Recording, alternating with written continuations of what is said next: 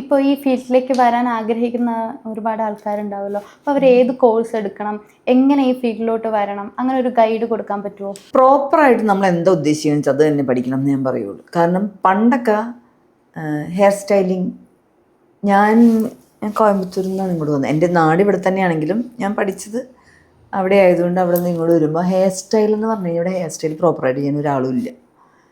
Hair സ്റ്റൈലിന് use ചെയ്യുന്ന അയണർ പോലും മര്യാദയ്ക്ക് യൂസ് ചെയ്യാൻ അറിയില്ല. ചുമ്മാ ഒരു കോമ്പ് ഉണ്ടാവും, ബ്രഷ് ചെയ്യും, പൊങ്ങിയിരിക്കുന്ന മുടികൾ ബ്രഷ് ചെയ്യും, അങ്ങനെയാണ്.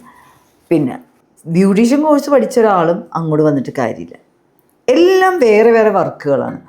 ഒരു ബ്യൂട്ടീഷ്യൻ കോഴ്സ് പഠിക്കുന്ന ഒരാൾ ബേസിക് കോഴ്സ് മാത്രമേ പഠിക്കുന്നുള്ളൂ.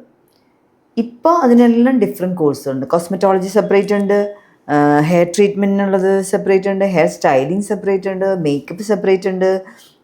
പിന്നെ എന്താ പറയുക, മേക്കപ്പ് തന്നെ ബ്രൈഡിനുള്ളതും ഷൂട്ടിനുള്ളതും സെപ്പറേറ്റ് ഉണ്ട്. പിന്നെന്താ പറയുക, സെമി പെർമനൻറ്റ് മേക്കപ്പ് എന്ന് പറഞ്ഞിട്ടുള്ള എല്ലാം സെപ്പറേറ്റ് ഉള്ള സാധനങ്ങളാണ്. നമ്മൾ ഏതാണോ ഫോക്കസ് ചെയ്യുന്നത് അത് തന്നെ പഠിച്ചു പോകുന്നത്.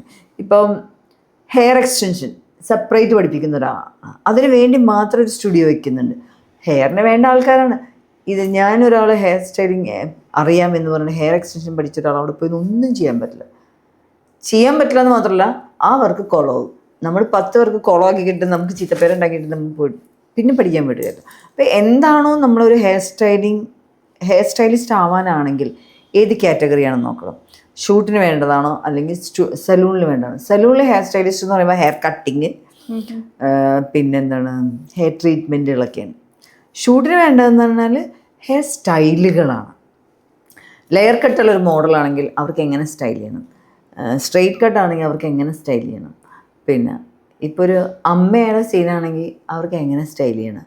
ഒരു ഉണ്ടക്കെട്ട് വെറുതെ കെട്ടിയാൽ പോരാ, അവർക്കൊരു അമ്മയുടെ ഒരു സോഫ്റ്റ് ലുക്ക് വരണം. ഇതെല്ലാം വളരെ മൈന്യൂട്ടായിട്ടുള്ള കുറേ കാര്യങ്ങളുണ്ട്, ഇതാരും ശ്രദ്ധിക്കാറില്ല. തിരുവാതിരകളിക്ക് കിട്ടുന്ന ഉണ്ടക്കെട്ട് വേറെയാണ് അല്ലേ, ഒരു അപ്ഡു ചെയ്യുന്നത് വേറെ സ്റ്റൈലാണ്, ബ്രൈഡിന് വേറെ സ്റ്റൈലാണ്.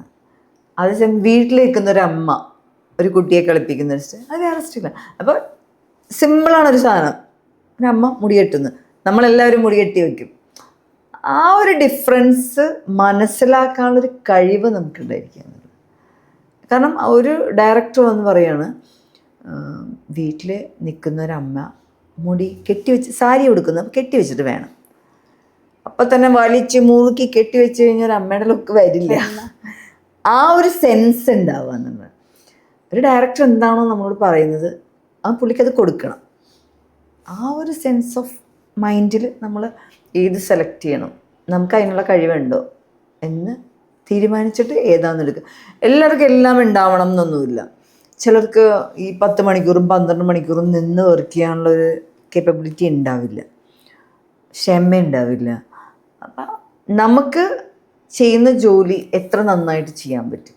ചിലർക്ക് ഈ ഇങ്ങനത്തെ ഒരു ഞാൻ ചില കുട്ടികളെയൊക്കെ ഇങ്ങനെ അസിസ്റ്റ് ചെയ്യാൻ കൊണ്ടുപോകാറുണ്ടായിരുന്നു. അപ്പോൾ ഈ സലൂണിൽ വർക്ക് ചെയ്ത കുട്ടികൾക്ക് ഷൂട്ട് ഭയങ്കര ഹെക്റ്റിക്കാണ്, അവർക്ക് അറിയില്ല എന്ത് ചെയ്യണം എപ്പോൾ ചെയ്യണം. പഠിപ്പിച്ചാൽ അവർക്ക് മടിയാണ്. എന്നുവെച്ചാൽ അവർക്ക് എവിടെയെങ്കിലും ഇരുന്ന് AC-യിലൊക്കെ ഇരുന്ന് ചെയ്യാൻ ഇഷ്ടപ്പെടുന്നവരായിരിക്കും. എന്താണോ നമുക്കിഷ്ടം അത് നമ്മൾ സെലക്ട് ചെയ്തിട്ട് മാത്രം ഇറങ്ങിക്കഴിഞ്ഞാൽ അതിന് നമ്മൾ 100% സക്സസ്ഫുൾ.